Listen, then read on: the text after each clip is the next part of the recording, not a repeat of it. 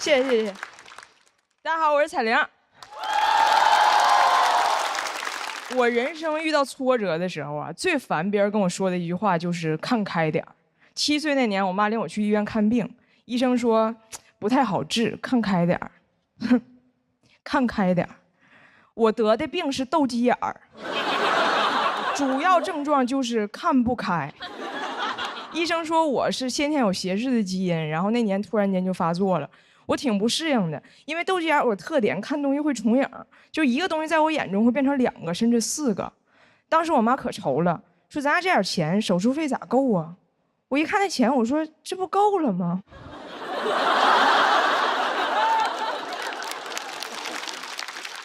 我到现在还记得，3年之后我眼睛治好了，看东西不重影了。然后有一天打开了李清照的词，寻寻觅觅，冷冷清清。我说妈，完了，复发了。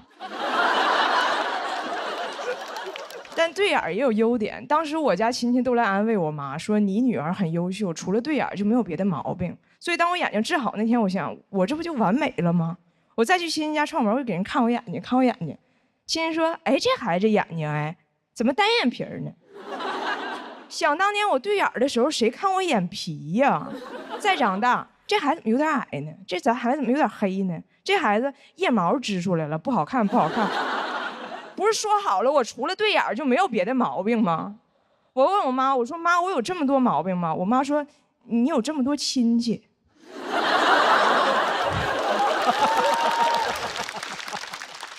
这个世界谁懂啊？他就一定要挑你一点毛病。那你要是努力改变自己去迎合他，你就是给他脸了。你莫不如就抛给他一个大毛病，就没有人挑你小毛病了。我想问，谁看见7个小矮人会说，哎，这几个人牙黄？谁看见伏地魔会说他有灰指甲？谁看见杨过会说，哎，这个人怎么不刮腋毛啊？让我来刮腋毛那个亲戚，他看见杨过他怎么说？杨过的腋毛问题可太大了，杨过是右边腋毛遮不住，左边腋毛刮不着。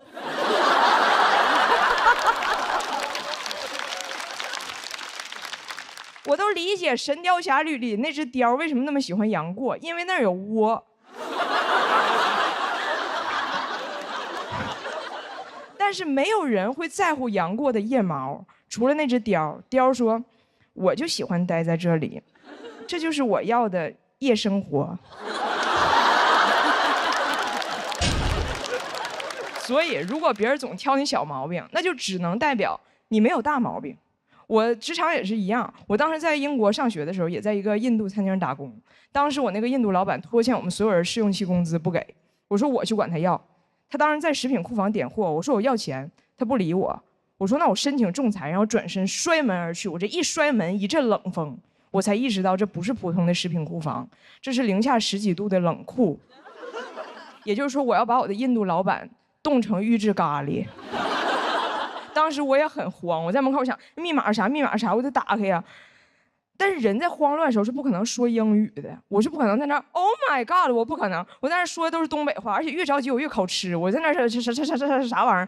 我远处的印度同事完全听不懂我在干什么，他们只知道我去找老板吵架了，所以他们以为我是故意把老板锁在了冷库里，然后朝着冷库的门说东方咒语。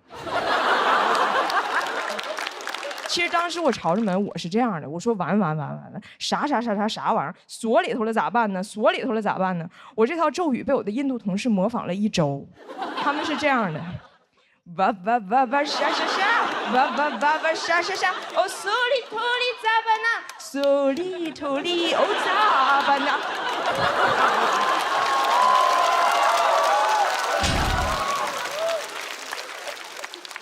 咒语事件之后哈。他们就传我精神不好，但是当别人都觉得你精神不正常的时候，就没有人再挑你别的毛病。以前我老板老挑我不爱笑，现在我笑他都哆嗦。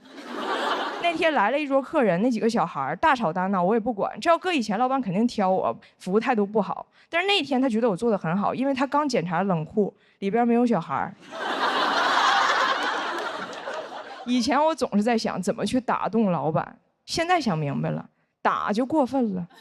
动一会儿就行，这个大毛病能掩盖小毛病的理论，我沿用至今。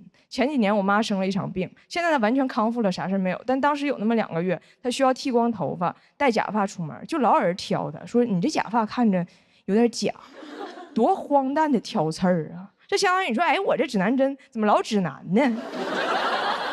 我妈当时就很生气，说他们怎么总说我？我说妈，他们就是一定要挑你点毛病。你还记得我小的时候，别人老跟你说，你女儿除了对眼儿就没有别的毛病。你现在往好了想，你就把假发摘了，走在街上，就没有人敢说你有小肚子、外八字儿、驼背，还爱背假包。我妈说谁背假包了？我说妈，你包上写的是喵喵。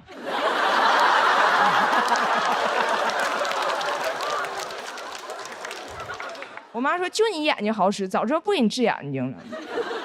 我说你要不给我治，我看的就是喵喵喵喵喵喵喵喵。既然这个世界总要挑咱点毛病，那咱人生的最高境界就是让别人觉得这个人除了有毛病就没毛病。谢谢大家。好，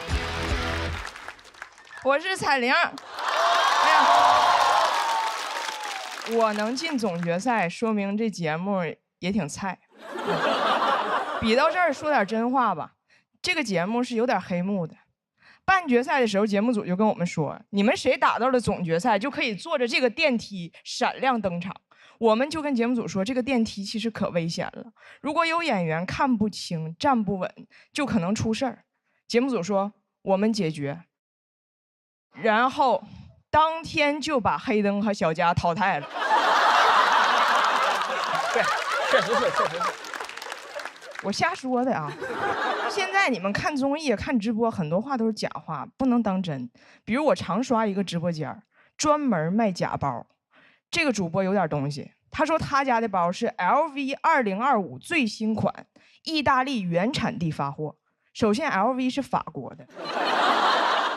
他说是意大利40年手艺的老匠人用独家工艺9子离火定燃子手工缝纫的真皮包，全球限量300单，马上上车之前被英国王室抢走了12单。凯特王妃亲自去广州拿的货。这个包35一个。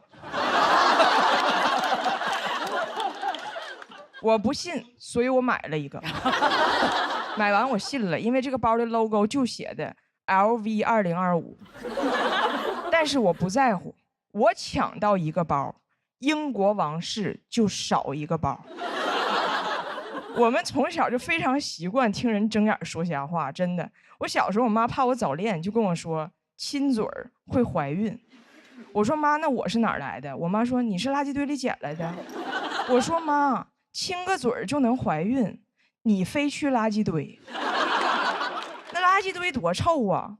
我妈说没有你爸嘴臭。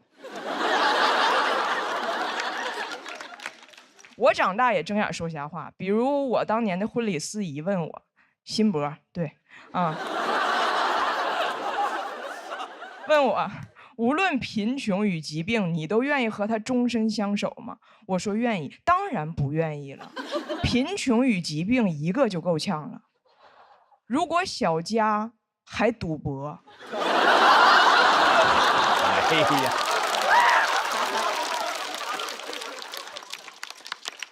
那只能再见爱人。你都没法让他金盆洗手，金盆你买不起，手他还洗不明白。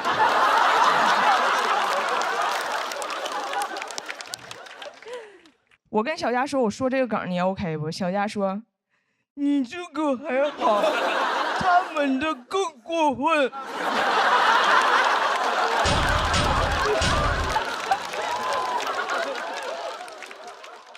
他让我呈现的啊，前面说的这些谎言吧，都很容易识破。但是生活中有些高端的骗术，它包裹得很好，听着就像真理似的。比如我从小就被人夸，女孩是小棉袄，女孩心细，天生就会照顾人。我当时听着可美了，我心想，我天生就会照顾人。我看《士兵突击》，我都想进去给许三多洗袜子。但你仔细想，这事儿符合逻辑吗？天生就会照顾人。医生给我接生说，哎，这小孩你看这小孩这胳膊上什么？套袖。这小肚子上什么？围裙。就爱刷盘子洗碗，你看给这胎盘刷锃亮。还有从小就听别人跟我说，女孩将来找个不累的工作，风吹不着，雨淋不着，太拼太爽不幸福。我工作为啥要担心风吹不着，雨淋不着啊？我不应该担心钱挣不着吗？但是当时我以为这些都是对我的宠爱，因为他们会说，你要是男孩，你给我去北上广，你甩开膀子去闯，没人心疼你。我当时6、7岁，我以为北上广是个场所，里边全都是甩开膀子的男人。直到有一次走错了，进了男澡堂，我说：“哎呀妈呀，误入北上广。”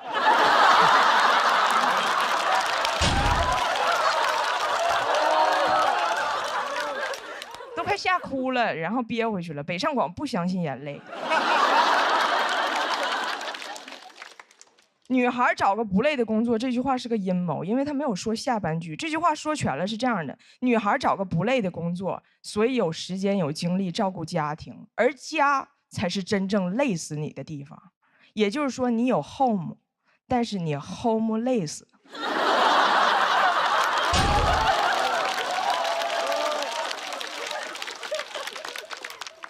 这些人间清醒的发言呢，都是我这2年的复盘。年轻时候我都信了，找了一个不累可以照顾家庭的工作，很早就结婚了，生了孩子。一生孩子，又有人开始瞎说了，说母爱是最无私的，当妈妈会自然享受母乳的感觉。我不享受。母乳什么感觉呢？你们被蚊子叮过没？现在你想象一下啊，你抱着个蚊子，6斤8两的大蚊子。嘴这么大，脑袋这么大，双眼皮儿，一次就叮你40分钟，一天叮10多回，边吃它还边哭，你还得拍它，你还不能拍死它。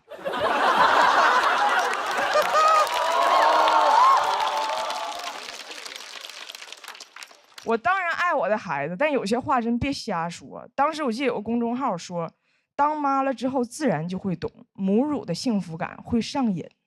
上瘾的东西还用你宣传吗？上瘾的东西不都让你戒掉吗？我没看过哪个 KTV 里唱拒绝黄，拒绝赌，拒绝乱哺乳。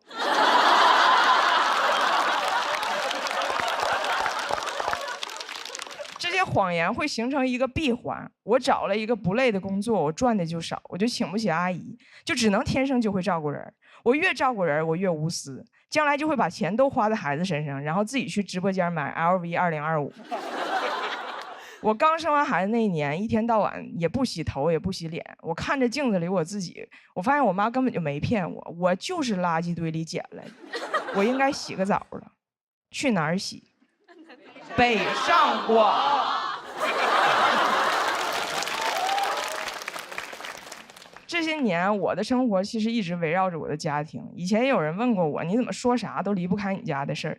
因为我几乎没有我自己的生活，所以今年来这个节目其实就是一个目的，我就是想看看我脱离了我的家人，我的孩子，我到底可以跟我自己说点什么。每说一次在这台上，我都在跟我自己对话，我都无比珍惜。这个世界上有很多谎言，但是今天我说句真话，我有点爱上我自己了。谢谢大家，我是彩玲。大家好，我是彩玲。我这个人情绪稳定，很少哭。我妈教育有方，小时候日记被我妈偷看了，哭。我妈说：“你日子多幸福啊！你想想那非洲小孩，饿的都吃不上饭，人家都不哭，你哭。”我说：“你咋知道人没哭呢？非洲小孩日记你也偷看呢？”我妈说：“哭没用，写日记也没用。要是真喜欢写，就写出高分作文才有用。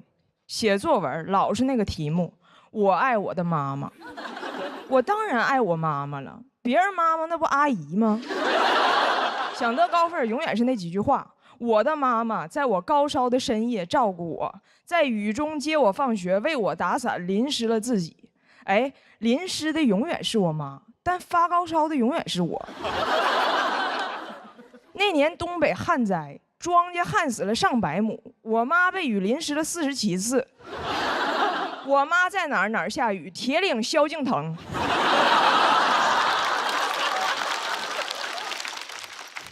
全班都写妈妈打伞，妈妈打伞。班主任开班会的时候都疯了，你们不要再打了啦！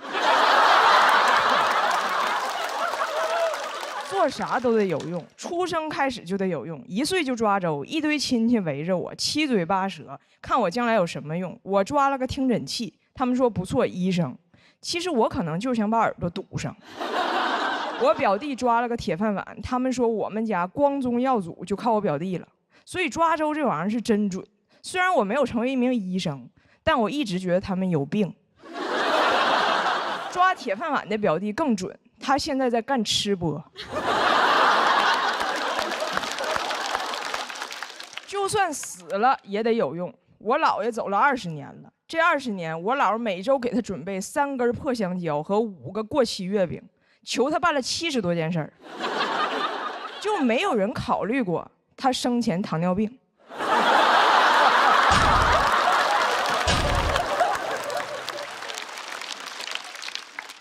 每次给我姥爷烧纸，很少说多怀念他这个人儿，总是让他保佑我们点啥。几年前我要去考试，我姥就跟我姥爷说，保佑孩子考100分。我考的是雅思，一出分7.5，我姥转身就把月饼撤了。家里别人遇到什么事儿也会求我姥爷帮忙，除了烧纸还会烧烟呐，什么别的。这么说吧，我姥爷身边现在全是2手烟、2手手机、2手手表。我姥爷在那边急需一个转转。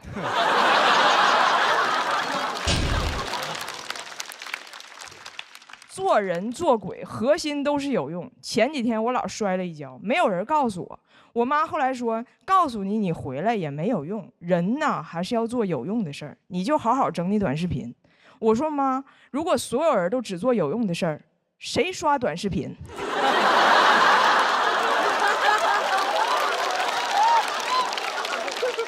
就是做那些没用的事儿的时候，我最快乐。前几天给我家柯基修了个蜜桃臀。别人问我花180给狗屁股修那么好看有什么用？我说没用，但是我开心，因为我没法花180给自己修一个好看的屁股。凭啥非要有用啊？没用的人活得更爽。你看咱们这个节目啊，最有用的是摄影大哥，他不录这节目纯白眼。其次是观众，你们不笑这节目纯尬眼。最没用的就是气氛组嘉宾。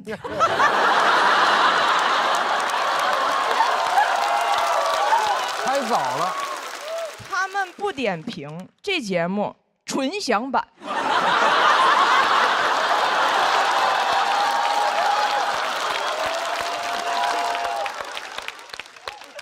但是我们有谁比他们过得好？我们每天都在努力做一个有用的人，干有用的事儿，好累呀，不想有用了。直到今年第1轮比赛的头一天，突然看到一条新闻，言之凿凿说小行星即将撞击地球，导致世界末日。我说，哎，要是真的，怎么还有种解脱感？就是不是我主观不努力啊，是客观不允许了。这就好比公公婆婆天天催着生孙子，结果一觉醒来绝经了。这种精神状态就是绝子。我说小行星，你可说准了，来啊！那一夜我灵魂狂欢，什么有用都没用。看见别墅废墟，看见豪车废铁，看见富航狒狒。我还真走了。不努力了，什么喜剧之王单口季不去，另一个节目也不去，地球都要熊熊大火烧焦了，那爱奇艺的节目和腾讯的节目都会糊。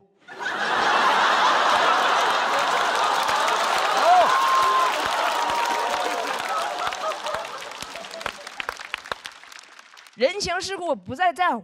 爱奇艺导演跟我说：“彩玲姐，要不要用你的短视频账号给我们节目打广告？”我说：“不打，号卖了。”我给我女儿看小行星要撞地球视频，我说：“妈妈爱你，来把教科书拿来，给你烧了。以后随便刷短视频。”我女儿一刷下一条，专家已辟谣。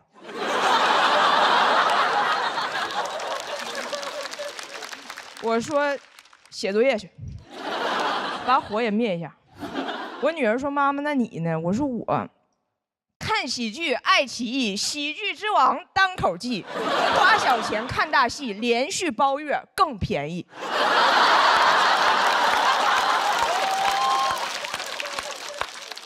好像只有想到世界末日要来了，我才能心安理得的做个废物。我活到今天一直在做有用的事儿。从小的教育让我一直以为，只要努力，更大的快乐会在后边等着你。但这是骗人的。小时候我们院里仨女生都喜欢跳皮筋儿，我老是回家写作业凑不齐。但是写作业的时候嘴里也捣鼓小皮球、拿脚踢、2856、2857，再凑齐，岁数大跳不动了。那年我们仨正好28、29、31。那时候我姥爷亲手扎了一个风筝，老想带我出去放，还用吃的诱惑我说走啊，香蕉带着呢，还有月饼呢。但是因为我有作文课、数学课，一次都没去过。现在在看放风筝，风筝和姥爷都在天上。我写完这篇稿子，跟我女儿说什么都没用，你的世界你快乐最有用。我女儿说：“对呀，我的世界本来就没有别人呢。”谢谢大家，我是彩玲。大家好，我是彩玲。我是一个网红，但我发现网红现在不是一个好词儿，不信咱试试啊。大鹏导演最近是不导了一个新电影，叫什么来着？长安的荔枝。长安的荔枝挺好，对吧？咱们把网红放进去，长安的网红荔枝。一听就不是什么好大棚种出来的。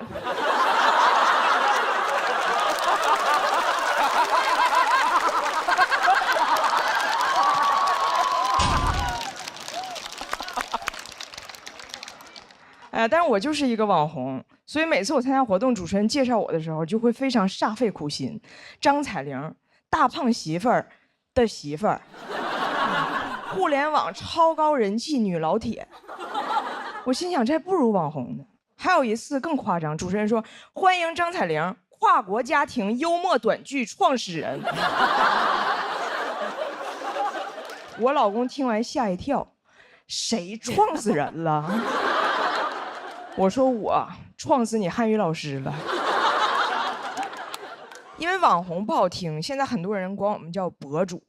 博主就是你发的博，你是他的主人，你的职业叫博主。如果这么定义职场，那财务叫财主，全职带娃叫妈祖，东北公务员都叫关东煮。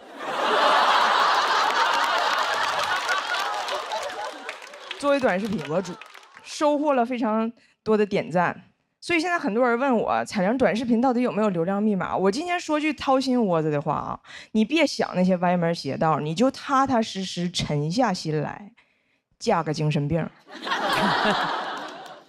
我妈第一次刷我视频，看还有这么多赞，非常不理解。她说：“咱国家年轻人是不是精神压力大呀？怎么专挑着精神病当网红呢？”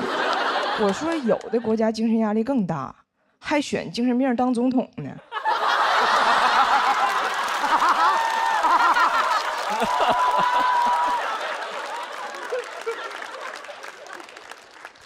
做短视频之后，我也成了个精神病。不知道你们听没听过？我以前说过一个事儿，就是讲我这个外国老公第一次来中国上蹲便不会蹲，我还得教他。对，我教他，我说双腿弯曲，重心下沉到极致。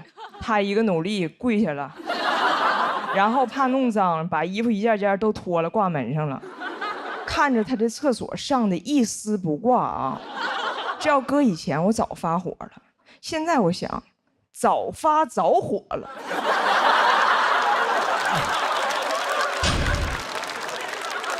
多好的老公啊，自带流量，他要能掉里头就更好了。每次我发我这个外国老公干了什么傻事儿，流量就很好，这感觉太让人上瘾了。我每天就刷那个点赞，除了赞我啥都看不见，看见赞我就兴奋，我成了一匹赞狼。但如果发别的内容，流量就一般。为了这个事儿，我还找了一个网红前辈去请教。我说从长远考虑，我应该写点什么内容呢？前辈问为什么考虑长远？短视频的核心是什么？是短视。网红是什么？大家想听啥你就说啥，这叫网红。我说那如果我就说我想说的，不管大家听不听呢？他说那个叫网课。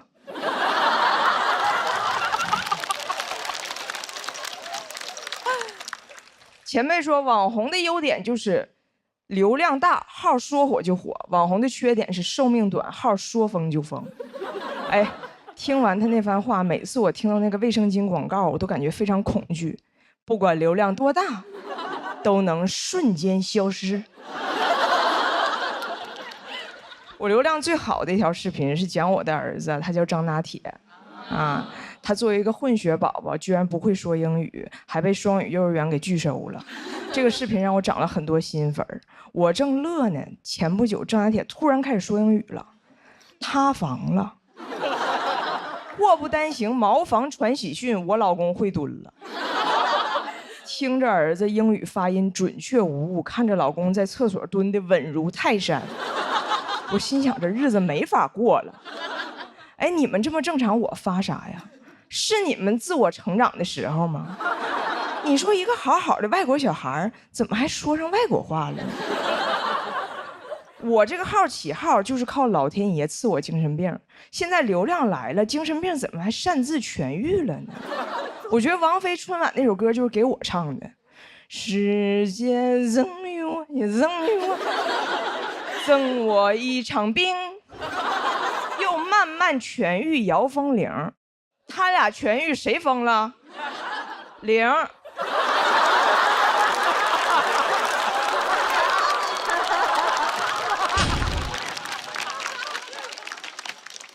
我都没敢跟家里老人说我是网红，我爷是听邻居说的，问我啥叫网红啊？我说这么解释吧，电视上给你演的叫明星，手机上给你演的叫网红。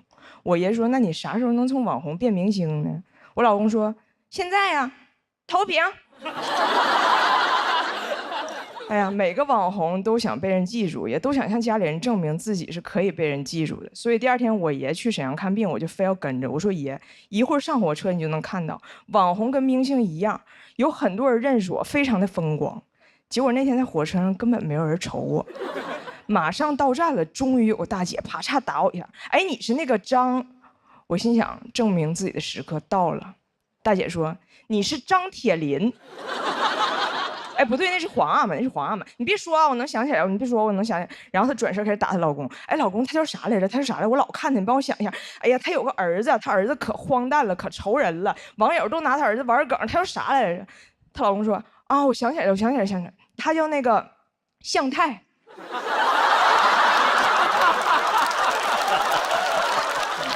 我是彩玲，谢谢大家。大家好，我是彩玲。我以前说过，我就谈过一次恋爱。今天我把话说全，虽然我谈过的恋爱屈指可数，但我追过的男人不计其数。上学的时候，我吸引男生注意力的主要手段是模仿电视剧。当时《还珠格格》热播，香妃娘娘以香为美，我就想模仿。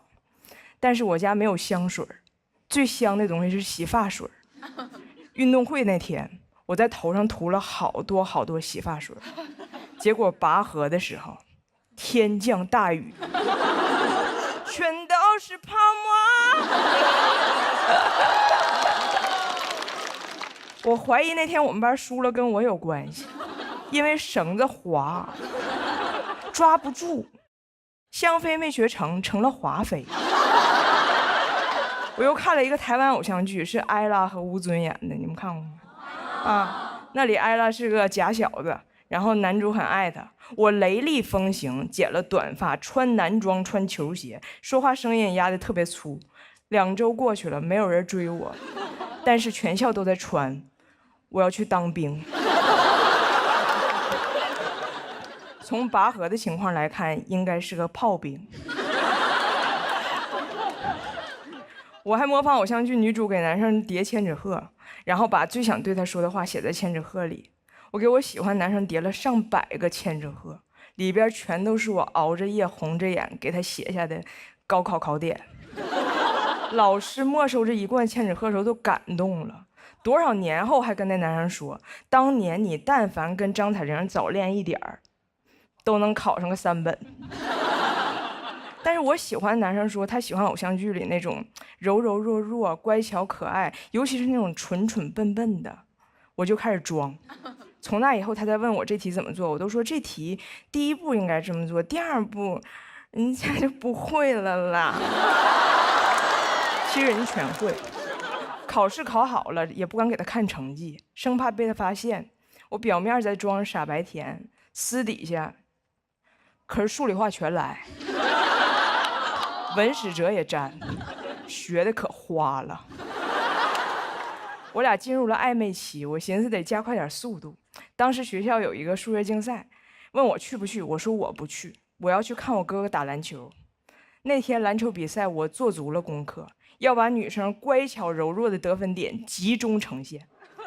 我坐在篮球场旁边，手里拿着给他准备的饮料，身上披着他刚脱下来的校服，袖子里还藏着一个随时可以检查刘海的小镜子，的同时还在给他织围脖，的同时还在装自己肚子疼很虚弱，的同时还在给哥哥加油。那天给我手忙的呀，肚子疼织围脖弄刘海加油，肚子疼织围脖弄刘海加油。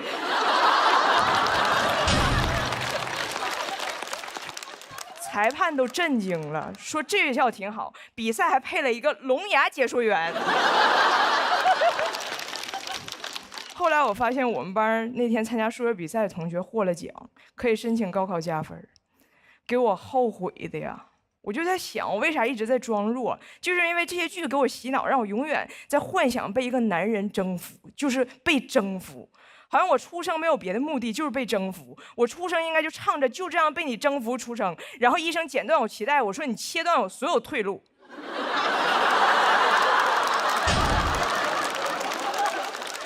哎，这些剧到底是怎么给我洗的脑？那天我回家一打开电视，正好是一场经典的偶像剧征服大戏——强吻。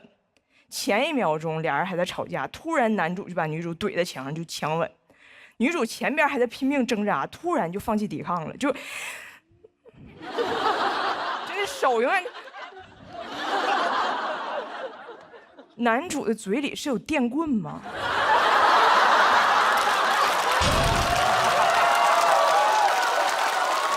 霸总的嘴要是这么好用，还要警察干啥呀？巴黎街头发生暴乱，警方都不出动警力。就派去几个霸总，龙傲天、顾北辰、道明寺，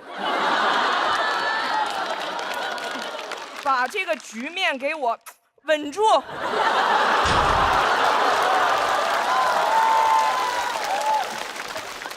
那以后我也不装弱了，而且长大之后我特别怕别人觉得我弱。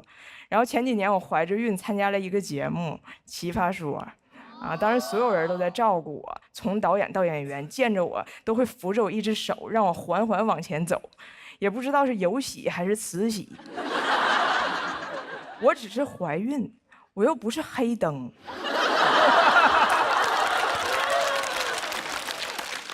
而且不管是黑灯还是怀孕，其实都不用那么扶，除非黑灯怀孕了。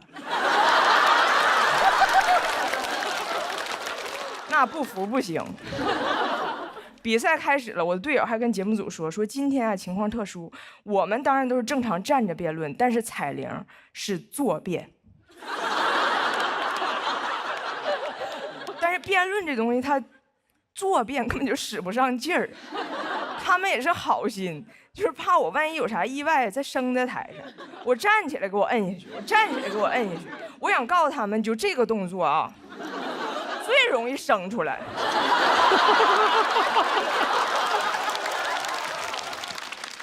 我往那一坐，手里拿着水，这手摸着肚子，然后给别人加油。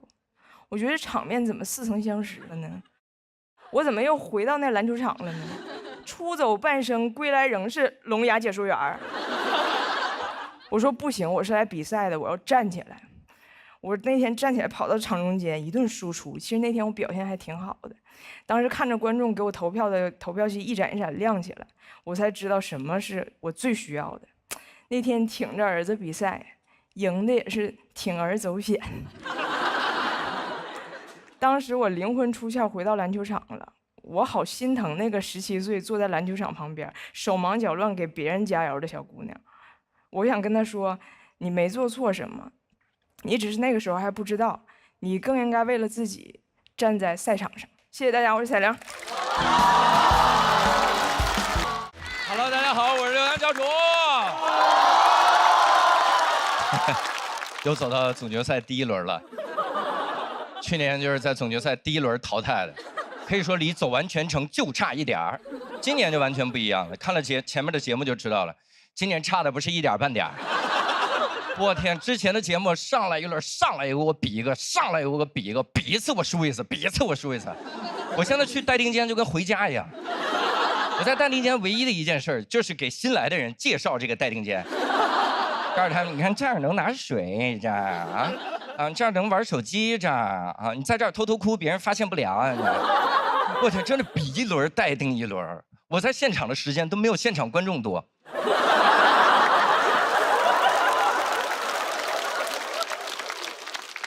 待定的我都开始怀疑自己了，我在想我还适合说脱口秀吗？但还是大数据懂我。当天晚上，小某书就推给我一个帖子，快来喜单报名当观众吧。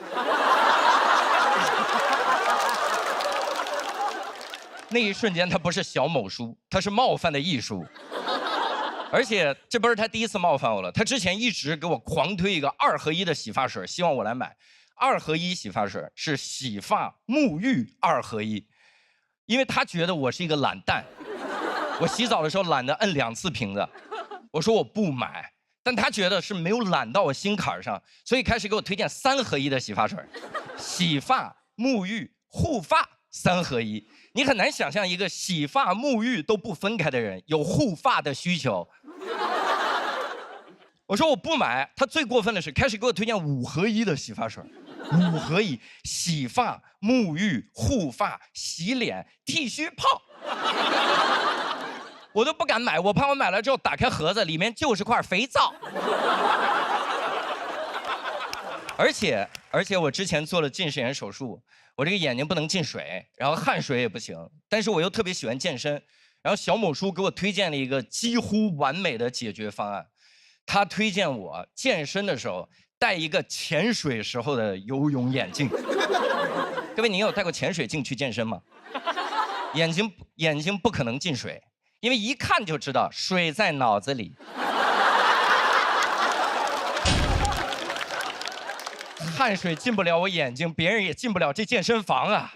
别人一进来看到我说，我去，这健身房水这么深吗？我说我干脆不如我就再背个氧气瓶，我带2脚蹼得了，我穿戴齐了健身得了。因为是这样的，各位，如果我只带潜水镜健身，别人会觉得我是一个有病的人。但如果我穿戴齐了健身，别人只会觉得我是一个迷路的人。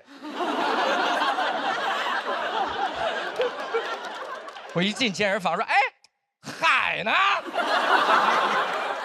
不是，又走错了。哎呦，来都来了，练一组吧。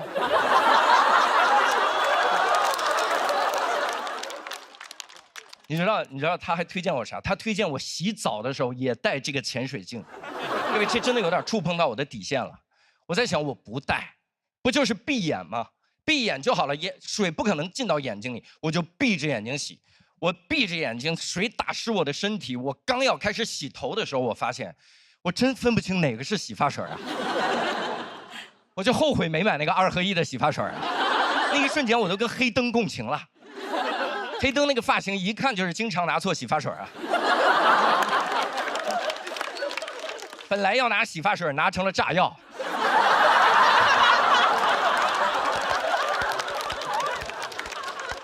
我在想，洗发水上连个盲文都没有，连个盲文都没有。其实有盲文也没用，很多地方有盲文也不解决问题。你比如说电梯的按钮，电梯的按钮上面是有盲文的，这样盲人就知道我要摁几楼了，多完美。但你能不能行行好，给人家配个语音，告诉人家盲人现在停的是几楼啊？这要是中间多停几次，电梯门一打开，我都不知道我在哪儿。电梯里是盲人，电梯外是盲盒，盲人只能盲猜。要去20楼，摁完了之后，中间停了4、5次，猜了4、5次，实在不行了，一下来必4。旁边人都惊了，说：“我去，盲人要开车呀，这盲人。”而且我觉得这个世界就是这样的，经常就差一点，就差一点点就解决问题了，就好像我的人生一样。我之前也是，我之前差一点点就学会防身了。我是这样，我是在那个之前有一段时间计划出国演出，然后我说这个老说国外很不安全，我就查一下在国外怎么防身。他们推荐我在国外买一对那个纸虎，纸虎我不知道各位见过没有，就是5个大粗戒指连在一起，就好像你把奥运5环抓在手里了。就那个玩意儿的攻击力，就别人如果来抢劫我，我一拳下去，既保住了我兜里的200块钱，又能赔他2万医药费，非常的有用。但这个东西买的时候我就在想，我说这玩意儿差一点，差一点点就能防身，因为如果我把它买来，我只能把它放到我的包里，放到包里它就没有了防身的意义。别人一持刀抢劫我，我说 OK， 你还敢抢劫我啊？你不知道我包里有什么吧？啊！哎，我给我一刀啊！这拉链还卡住了，这拉链啊！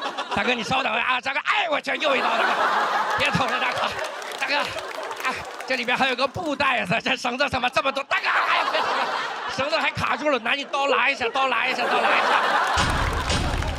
我后来在想，我干脆学一些那个真正的武术来防身好了。